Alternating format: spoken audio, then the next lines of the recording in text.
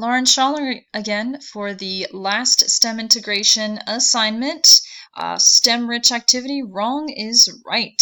So I have attached the lesson plan. Here's the summary. Basically, students are working in groups to design and build a circuit that does not work for one reason that is going to be fixed by a different group later. So the group is doing the wrong thing, actually. And the designing group also has to come up with a real reason, a real situation in which this would occur. Why does this circuit malfunction? What could have happened in real life with a real technological device? And this will actually be a clue to the fixing group.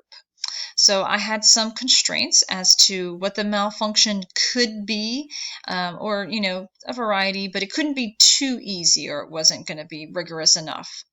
And then I have attached a worksheet, and you'll see some of it because I actually used it to do the engineering design process. And then at the end, theoretically, the students would be having a conversation with each other about how they progress through the activity. So to start off the engineering design process, I asked myself, how can a circuit be built so that only one part of it is malfunctioning, missing, or needs to be removed? What are the possible real-life situations in which this problem could happen, and how could that realistic problem be shown in the prototype that I was going to build, and how could it be fixed? So these are some of the brainstorming ideas. I realized that I was actually leading with what I had put at the bottom, so I actually changed my worksheet. So I came up with a few ideas: a worn out remote control button, a cell phone that broke, and my third idea, an antique toy, a little bear face that lights up, that got squashed and a part of it doesn't work so well anymore.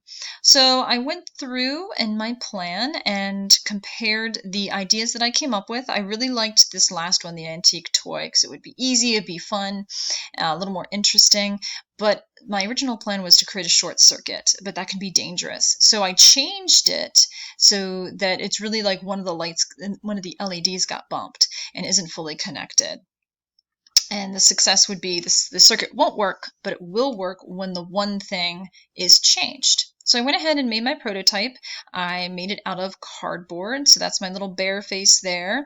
And I made the little chin flap that was going to hold the battery.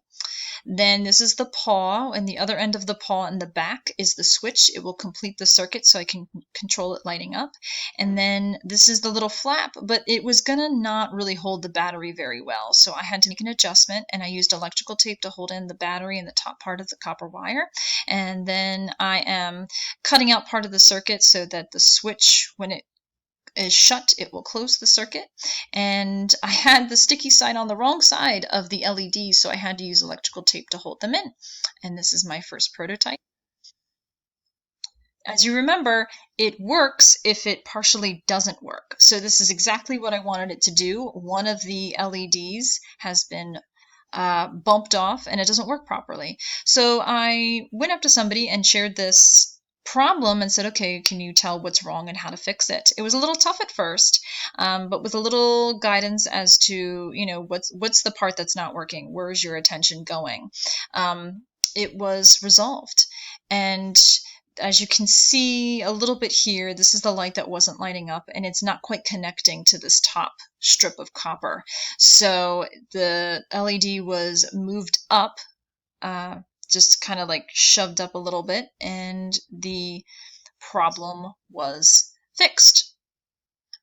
And now you can see that the activity has been fully realized. But, there's some room for improvement. For instance, I noticed that the lights were extremely bright, so I found some paper that shaded the light a little bit, and I updated my bear that was antique, and I made him a cool bear, and now the lights shining through the eyes aren't nearly as bright. I felt that this activity really hit all of the aspects of the STEM specifications. The only thing that didn't really was this one, for the one reason that I didn't use a ton of math, so I felt that that was only somewhat. And thank you for watching.